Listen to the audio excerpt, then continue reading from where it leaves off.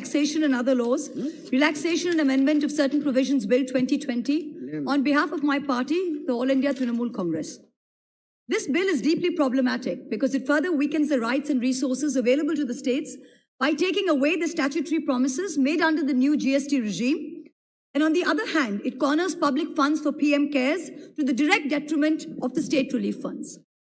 Clause 7 of the bill seeks to amend the Central Goods and Services Act 2017, allowing the government to extend the time limit for completion of actions under the Act in events of force majeure such as an epidemic. With retrospective effect, this will permit the government to retrospectively validate its failure and extend the time limit indefinitely while dispersing compensation to the states. I wish to ask via you, Honourable Chairperson, does the Honourable Finance Minister conveniently forget that GST was only made possible because the states ceded almost all their powers to levy local indirect taxes? The underlying promise made to the states while accepting this was that revenue shortfalls arising from the transition to GST would be made good from a pooled GST compensation fund for a period of 5 years up to 2020. This corpus was to be funded by a compensation cess levied on so-called demerit goods. The mechanism for this is spelled out in Section 7 of the GST Act 2017, which you now seek to destroy. The quantification was to be done annually. You project a revenue assumption of 14% compounded growth on the revenue of the base year 2015-16, and you calculate the difference between this and the actual GST collection of any particular year. And please, applying this formula to the years 2021, the anticipated shortfall is 3 lakh crores. The compensation pool, however, is only 65,000 crores.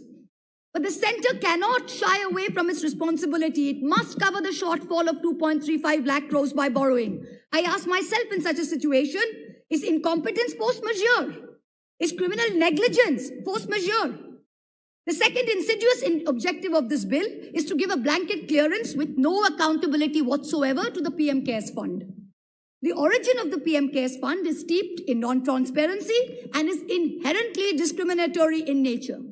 I was among the first citizens to petition the Supreme Court of India against the discriminatory nature of this fund, but the bench in its wisdom, while not dismissing my petition on merits, asked me to bring it up in Parliament. So here I am, moving from the corridors of judicial review to the Janta Ki Adalat. The government issued a circular on March 28, 2020, notifying that all contributions to the PM CARES Fund qualified as eligible CSR contributions under Item 8, Schedule 7 of the Companies Act.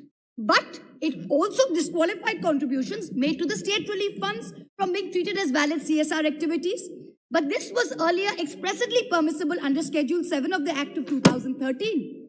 So unfair treatment of identical contributions to the PM CARES and to the state relief funds is against public interest, is against public policy. It completely disincentivizes corporate contributions, which the state governments would otherwise have got. It creates an unfair, unjust, and discriminatory distinction against the state and chief minister's relief funds in favor of the PM CARES funds.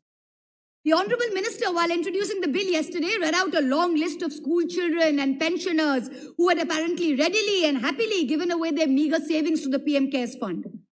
But the Honourable Minister was strangely silent on the 38 PSUs that donated more than 2,100 crores to the fund. Almost 70% of the fund's corpus comes from 38 PSU donations. These are public sector undertakings, share capital subscribed to by the Government of India out of public money. Without an audit, the conflict of interest is writ large for anyone to see. I hope you remember that the Prime Minister's office, in response to an application seeking disclosure of the incorporating documents of this trust, had said this is not a public authority, hence it's not open to RTI. But the very legislative intent behind Section 135 of the Companies Act was to encourage companies to use CSR funds for local welfare activities for local communities in areas of operation. But the PM CARES Fund diverts those very funds away from local communities into this dark hole where not even a speck of light can enter.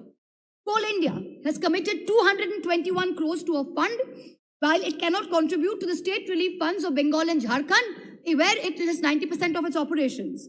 ONGC has mentioned that it has offered funds from its CSR budget for the year, even though the allocation is not yet determined. Power Finance Corporation contributed 200 crores to the PM CARES Fund, even though its entire CSR allocation is only 150 crores. It's almost like the courtiers of the emperor competing with each other to give gifts to the emperor with public funds.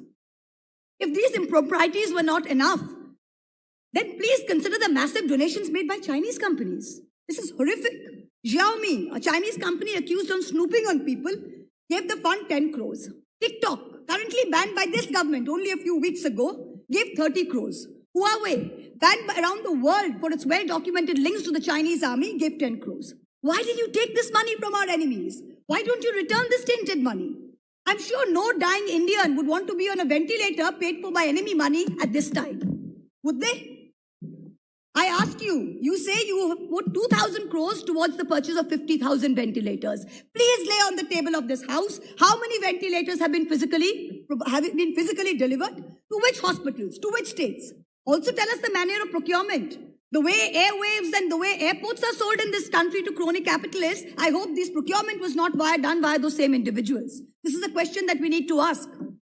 And the dangers of these unverified foreign donations are amplified by the fact that the PM CARES fund is exempt from FCRA regulations, even though it doesn't meet the precondition of a body whose funds are audited by the CAG. You are bringing the PM CARES fund under the ambit of the same clause that governs the Prime Minister's National Relief Fund, the existing fund. What is the need to institute a new fund where one exists? Prime Ministers will come and go, but the existence of a fund is not up for discussion. What is this need to name everything after one individual? What is this need? This is a democracy. It is not an elected autocracy. We need to remind this government.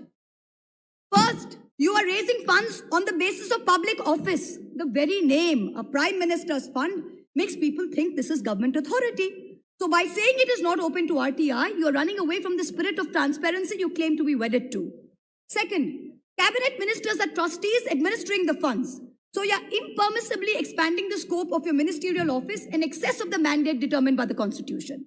The third, your commandeering resources. Donations are done by default. A circular issued on April 17 by the Department of Revenue under the Ministry of Finance told every officer and staff of the Government of India to contribute 1 day's salary till March 21. This would be deducted. If they wish to not donate, they should put this in writing. Tell me, in this atmosphere of fear and vengeance currently prevalent in this country, which bureaucrat, which public officer will say they do not wish to donate? I have only a few minutes left, and so bear with my bluntness. To this government, I say, stop lying to us all the time about growth rates, about migrant welfare, about expenditure, and the laughable delusion that the PM cares. Stop marketing 20,000 crore packages as relief measures when in truth it comprises money already spent and money to be given as loans, and imaginary money that will never reach the people it is supposed to. Stop cheating the state governments of their dues made through a constitutional promise. Stop wasting funds on vanity projects when the state governments who actually make a difference are deprived time and again. And so, I end by saying that today's India reminds me of Hans Christian Andersen's story, The Emperor's New Clothes, where the emperor was cloaked in nothing, but his sycophantic courtiers could not tell him so. The Bengali poet Nirendranath Chakraborty in his poem Ulango Raja said only one small innocent little boy in the entire kingdom had the courage to stand up and ask the naked emperor, Raja, tor kapod koi? Today I ask the same question, Emperor, where are your clothes? Thank you. Shri Srinivas Patil. Shri Srinivas Patil.